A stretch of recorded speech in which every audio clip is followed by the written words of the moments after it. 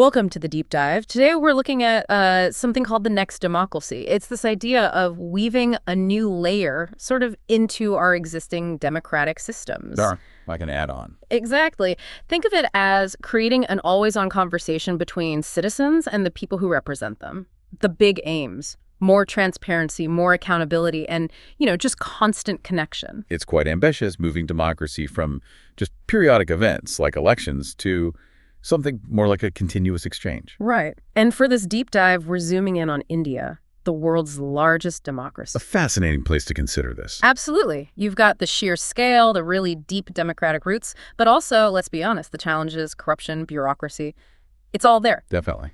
So we've pulled together some interesting sources, bits from Building the Next Democracy, some insights from actual next democracy pilots in India, an argument for no structural changes, and also some key details on voting security after elections. India really is a compelling case study. You have these strong democratic foundations, but also this increasing use of digital tech.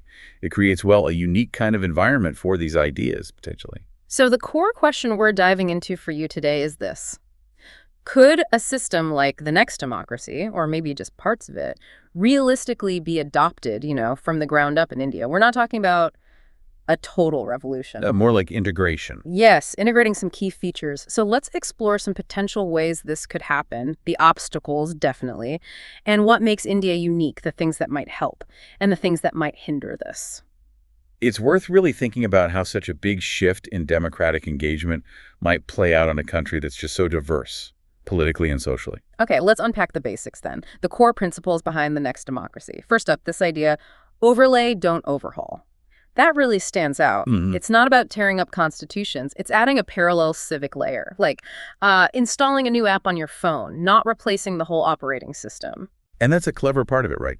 The overlay bit means you potentially bypass the whole nightmare of constitutional amendments, which are notoriously tough in India. Good point. But even as an overlay, this parallel system might still run into legal questions, about its actual authority, how it interacts with existing election laws. That's not simple. True. And the innovations themselves are pretty thought-provoking. Imagine continuous 30-day digital voting windows. 30 days. Yeah, where you can cast your vote, but also change it, retract it, even reassign it anytime during that window. That's dynamic. It acknowledges that public opinion isn't static, doesn't it? Allows for a more maybe responsive reflection of what people are actually thinking over time. Then there's this thing called liquid delegation. Okay. Say you feel a bit out of your depth on a complex issue. You could temporarily delegate your vote to someone you trust, maybe an expert, a local leader, even a designated public service proxy. Interesting. And crucially, if you don't like how they're voting on your behalf, you can just pull that delegation back instantly. That really addresses the fact that, let's face it, most citizens don't have the time, or maybe the deep knowledge, to engage with every single policy detail. Right.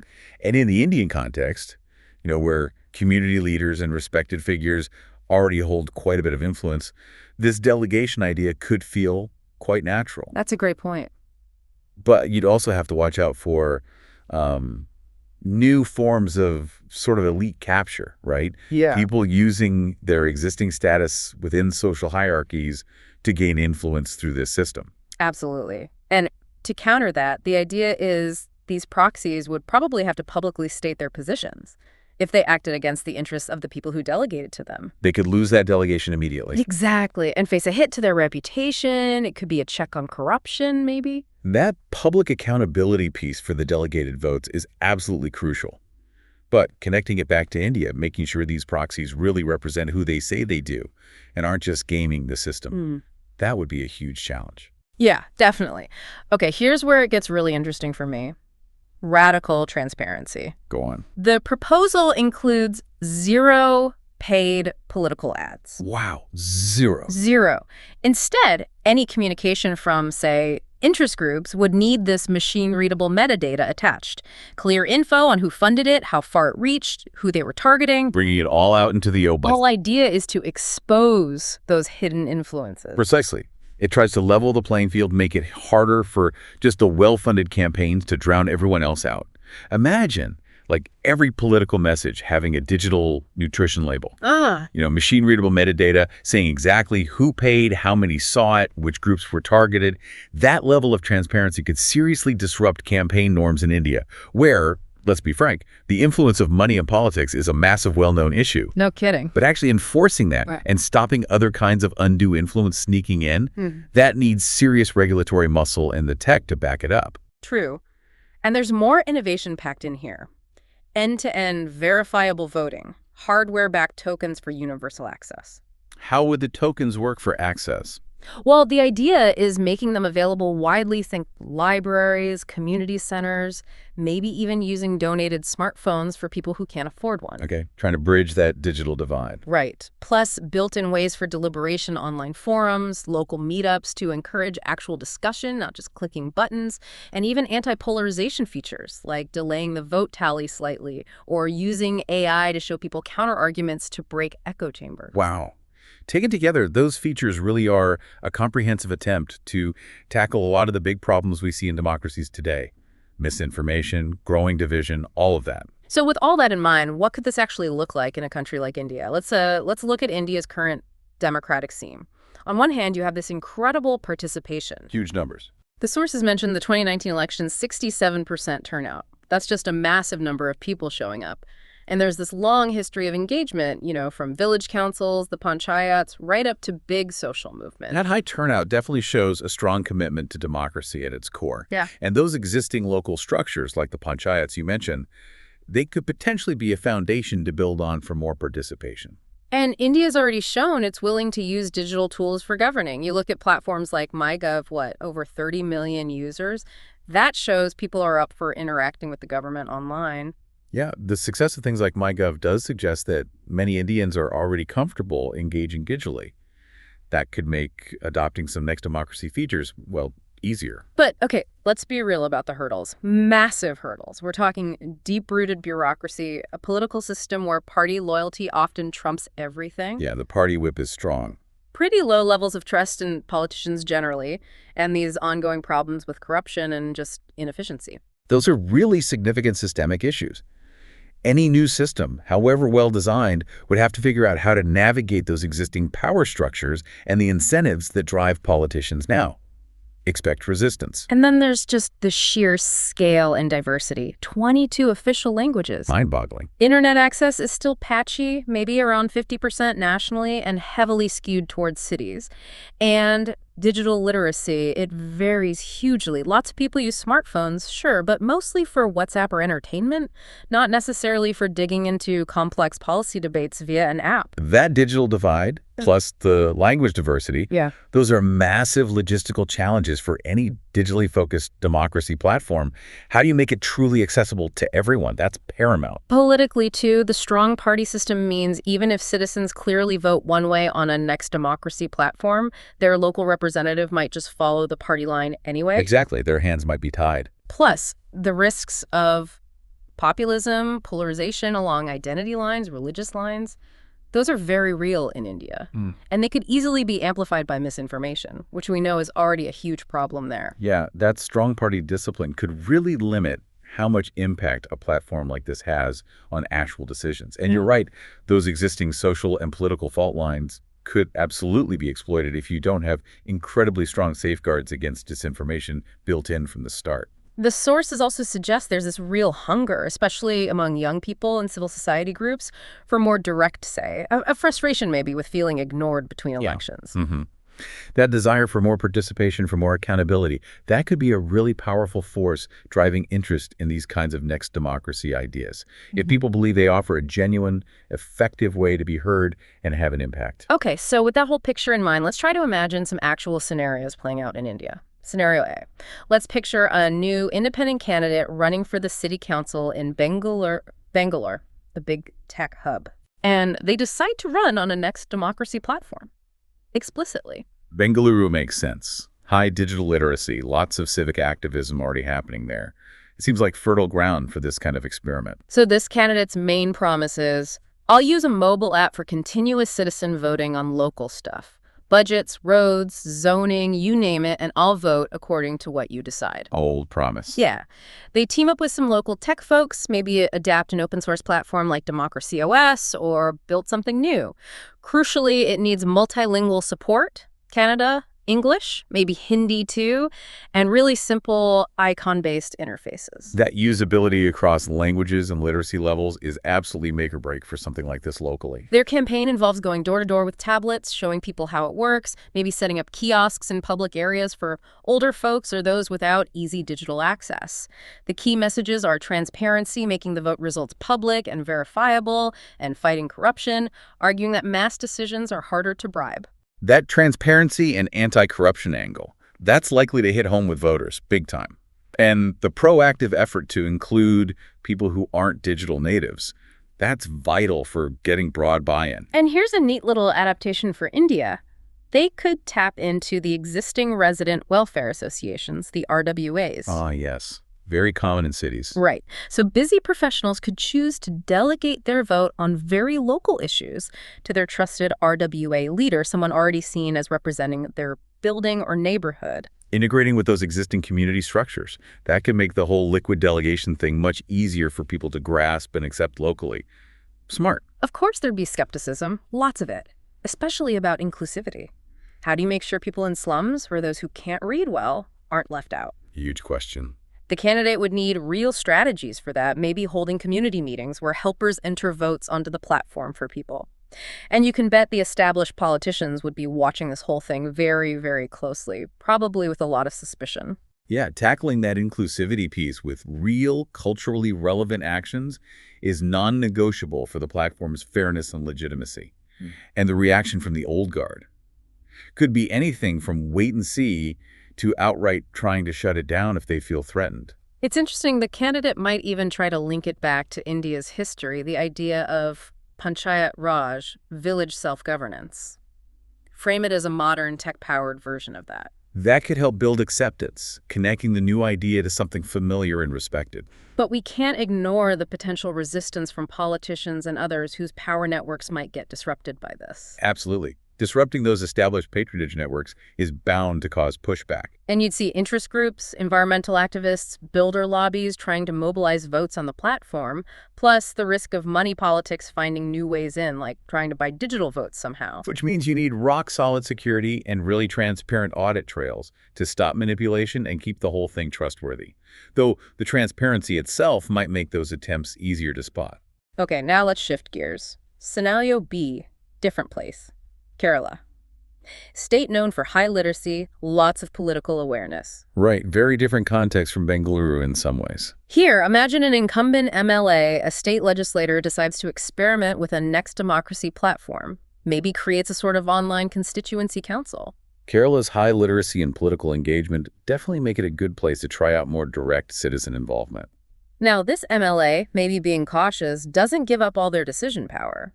Instead, they use the platform to crowdsource opinions on specific things, maybe local development projects using their MLA funds, or getting constituent views on less partisan state bills. That's a more gradual approach, politically safer perhaps for an incumbent. Introduce elements of Next Democracy without directly challenging the party leadership too much. They could use something really common, like a Telegram or WhatsApp bot for polling. And for inclusivity, maybe set up registration points at local libraries for people without smartphones. Smart. Using familiar tech like WhatsApp lowers the barrier to entry.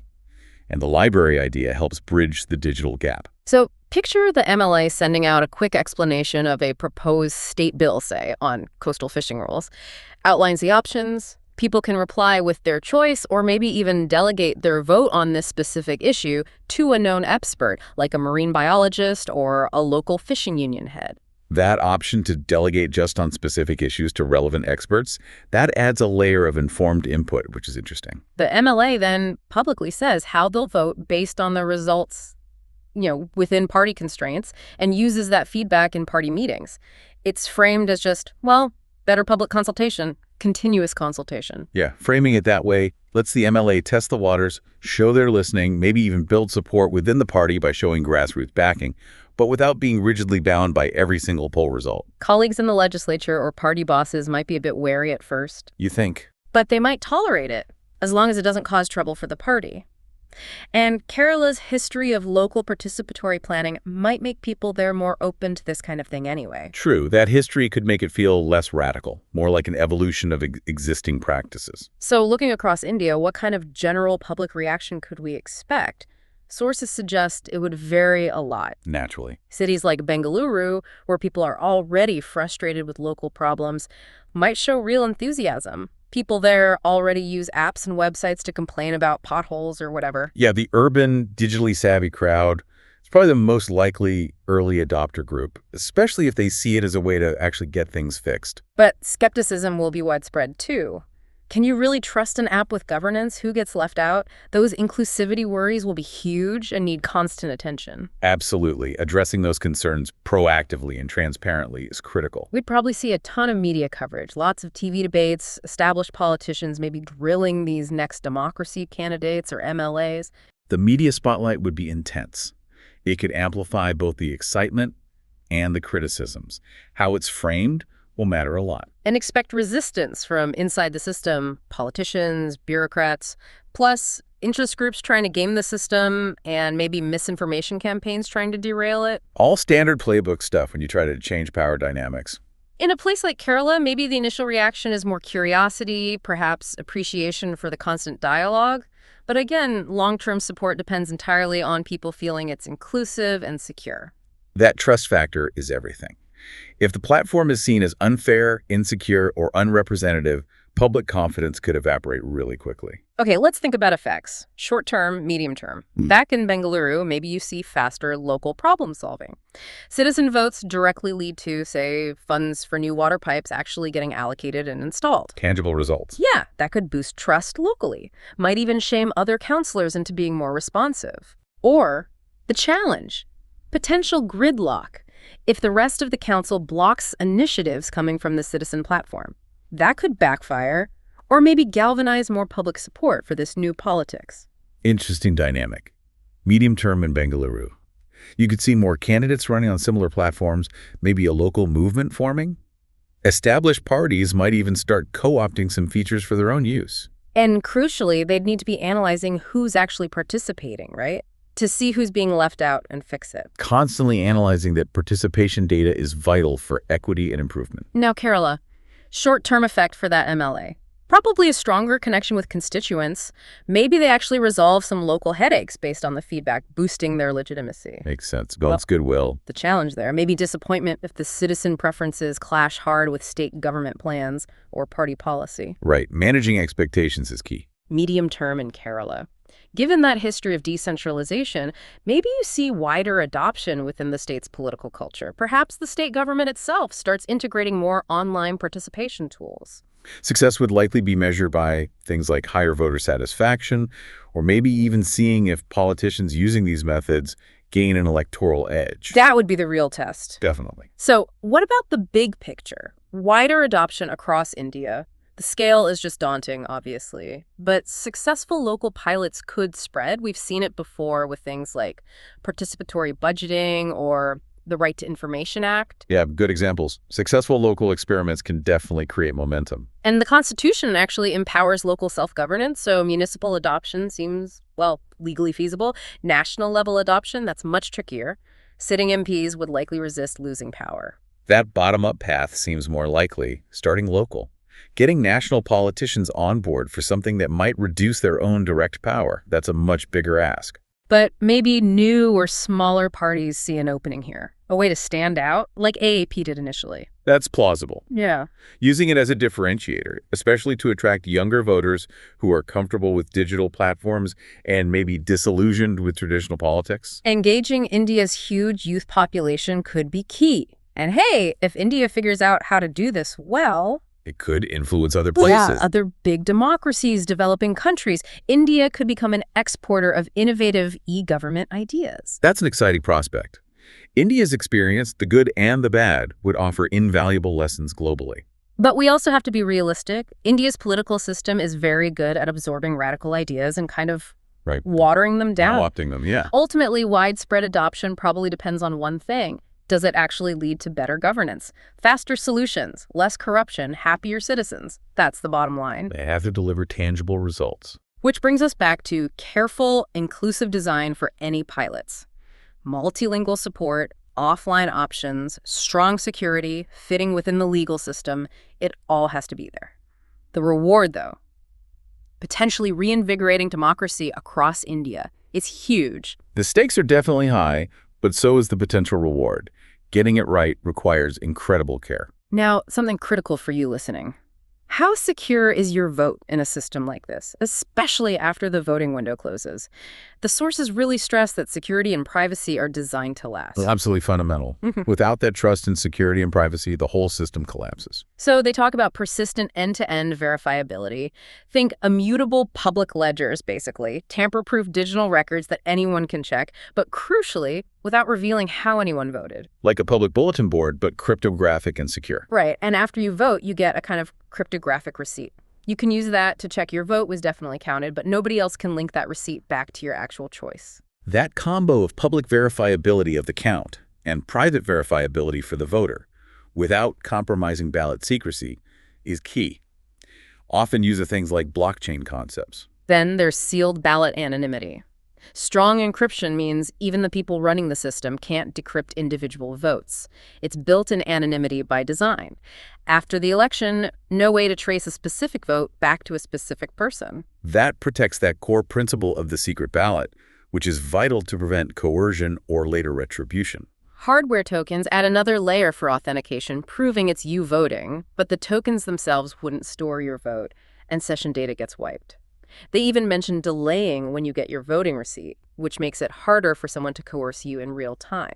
Little details like that add up to resist coercion. Plus, ongoing public audits and making the system open source so anyone can scrutinize the code for vulnerabilities. It's about multiple layers: strong crypto, hardware security, procedural safeguards like delayed receipts, and transparency through audits and open source.